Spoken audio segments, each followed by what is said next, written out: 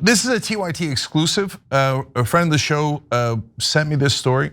He runs a company and he got a curious email just the other day. And it said that it was from Alec Walker. Okay, we'll talk in a minute about whether that's a real person. And they wrote what seemed to be a professional email complaining about something happening at the company. They said formal complaint regarding employee behavior. Now, if you run a company, that's a very important thing and a serious matter, so you look into that seriously, and that's why they frame it that way. And obviously, we took out here the name of the company and the employee that this group was targeting, right? So I'll fill in Acme for the company and Jane Doe for the person, right? So they say, "Dear Acme team, I'm writing to formally file a complaint concerning the behavior of one of your employees, Jane Doe, as exhibited on her social media platforms." Interesting. "For an extended period," they continue, "Jane Doe has publicly shared content that promotes hate and intolerance towards the United States, Republican values, Israel, and right-wing Colombian political parties. These actions are clearly visible on her social media accounts, particularly her Facebook profile, which I have linked below for your reference. As a US citizen, I find such conduct deeply troubling, especially given that she represents a professional and reputable company like Acme. As a serious and respected company, I trust that Acme will take this matter seriously and address the behavior of its employees in a manner that aligns with the values of professionalism, respect, and tolerance. Thank you for your attention to this issue. I look forward to your prompt response and the appropriate steps being taken. Kind regards, Alec Walker, concerned US citizen." Okay, let's pause there for a second. Now, this email is curious in several different ways. The brother mentions twice, "Remember, I am a US citizen." Is that how people normally write an email to a company? They're like, "Hey, Nike, I'm really upset about the Colin Kaepernick thing. And remember, I am a concerned US citizen." Okay, so look, these are all little flags until you see what she is accused of in a second specifically. But so that's a little bit of a red flag. The second red flag is, why are you trolling and through the social media account of one of my employees when you got nothing to do with the company? That's weird, right? And so that doesn't normally ever happen, but this is an outside person who claims to care a lot about this company, but has never interacted with the company before, not a customer, not related to the company in any way, shape, or form. But this outside person, Alec Walker, is very upset about what Jane Doe is doing. So now, if you're a company in America, you have to take that very, very seriously. So this company did, so they looked into it, and they actually inquired further. They said, "Thank you for bringing this to our attention. We take matters of conduct that violate our values and principles very seriously. Can you send us screenshots of the content you're referring to that you feel promotes the hate and intolerance towards the US? We are unable to see them." Because they looked through her social media and they looked through her Facebook that was linked in that original email. They found nothing about Colombian parties. They found nothing insulting Republicans or America. But they did find one and only one thing: that this person had changed their profile on Facebook to include the Palestinian flag.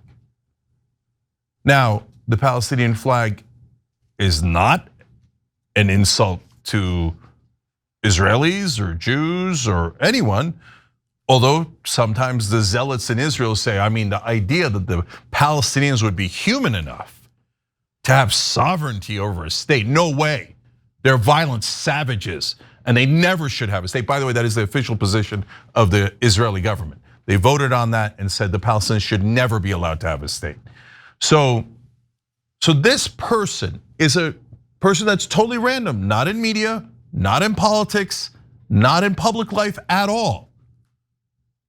So what it appears that they're doing is they are sending, look, do I know that it's created by AI? I don't. But does it look like it's created by AI? Yes. So the reason why, if it's created by AI, it's so important is they could send millions of these. They troll through social media accounts of all of you guys. And if they find anything that's even just supportive of Palestinians as human beings and them having rights, that's it, they're gonna try to get you fired. So if there's one of these emails, that means there are very, very likely thousands of these emails at a minimum. Because look at how slight the theoretical offense against Israel is. And then there's a subterfuge. Oh, I'm worried about Colombia?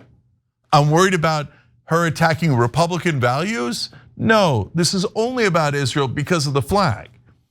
Guys, that means that Israeli interests are coming for you. And so sometimes you'll see people saying that on TV and I'm like, really? I mean, somebody criticizes Trump. What does that have to do with whether they're gonna come after a random Republican family in Missouri? Or about, you attack Biden, but it's not coming after Democrats. No, this is it appears to be a concerted effort to target the average American who would dare to dissent about Israel and get them fired. That is beyond disturbing. So let's talk about it.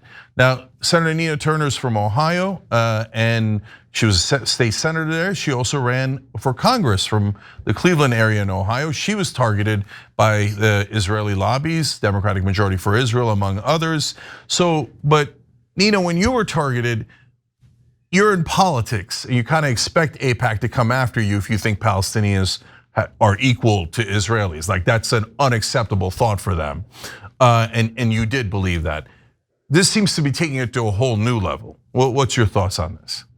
Yeah, I agree with that, Jink. And no, I did not expect them to come after me like that. I mean, when I served in Ohio Senate, AIPAC or DMFI, those lobbies weren't, swirling in our universe in the way they do when you come on the federal level. I mean, I was absolute, Jink, and you were there and others are just mortified by the fact that just because I think that there should be justice and security for both peoples, that somehow I crossed the line. But I'll put that in the parking lot. Jink, I always sign my emails concern US citizen. I don't know what you're talking about.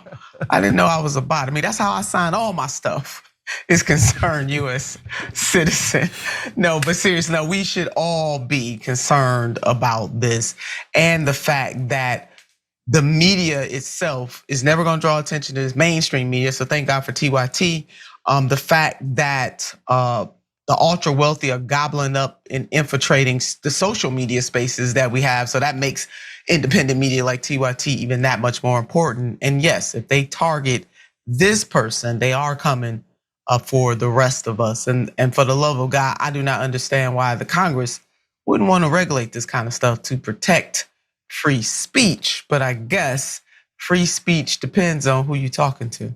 So Jordan, or talking about. Yeah, well, certainly.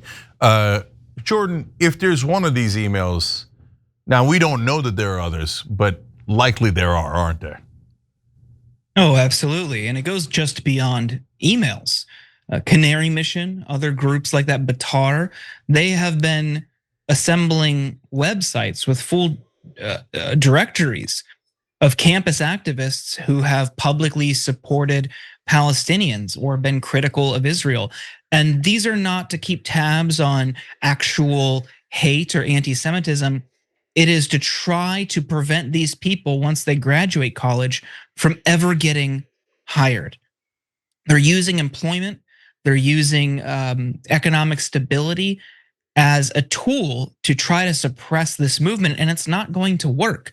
Unfortunately, the Trump administration has relied on those directories to find foreign students and target them for deportation. But I'll tell you what that looks like for citizens who are on there, because it's not just Israel that they've done this for. There was attempts to suppress people for being critical of Trump during the first administration. And I can tell you that from experience because it happened to me. I was working at an HBCU in Washington, DC. Shortly after Trump took office, I wasn't involved in politics, but I was using my social media accounts to talk about politics, and I was very critical of Trump. Somebody emailed the dean of the law school that I was working at to try to get me fired because I was critical of Trump. Now, when they came to me, the dean obviously thought that was ridiculous because they weren't going to crack down on my speech because of my viewpoint. They understood the law. And what that did was it inspired me to be more active. Now, flash forward to today, because in part of my social media use, I'm sitting here looking at you. So I can tell you, this is not going to work. Trying to suppress people's speech is only going to make them louder. Yeah, look, if I'm a regular average American and some country tries to get me fired for saying I'm against a genocide, and by the way, they didn't even say that in this case. All they did was the deep moral crime of apparently of putting up a Palestinian flag on their social media profile. And that was referred to as hateful in this context. Guys, folks like this don't have any power. They lose that job, they're in a world of trouble. They can't make their rent, they can't make their mortgage, their family's screwed. Why? Because a foreign government decided that they needed to be targeted and canceled and their lives ruined for daring to, for a microscopic disagreement with a foreign government. And so, and to the point that that you guys made, look, this, as always, we explain super clearly because, and I'll show it to you with evidence. This has nothing to do with religion. It has to do with a government. So Israeli interests also targeted not just Nina Turner, not just Marie Newman, Jamal Bowman, Cori Bush, Tom Massey, etc. But they also targeted Andy Levin, who is a Jewish American who just said he wants a two-state solution. He's totally pro-Israel. They're like, not good enough. You consider the Palestinians human enough to have their own independent state, and they spent $4 million making sure that he lost. There was a group called Masada 2000 that created a list of 8,000 self-hating Jews, according to them, and tried to get them fired. So this has been going on for a long, long time. Now it's reached an industrial scale, and I'm afraid the way that this email is written, that they might be using AI to put it on just a total nationwide scale where they try to eliminate almost all of Israel's enemies down to the normal average Americans that have absolutely nothing to do with politics. All right, Nina, last word? No, I'm just thinking America first. You know, what happened to that? I don't get these American firsters. They should be outraged that because no other foreign government would be able to do, right-wing government or left-wing, no other foreign government would be able to pull something off like this, Jink and Jordan. So I'm really confused. I am. Yeah, but to be fair to them, for the MAGA America First guys under the age of 50, they're gone. They do hate this, and they are being consistent and principled about it. And so, yes. And that's why Israel's in a little bit of trouble. But hey, people have already started writing in saying that they might have similar stories to this among our members. So if you have a similar story, pitches at tytnetwork.com. Pitches at tytnetwork.com.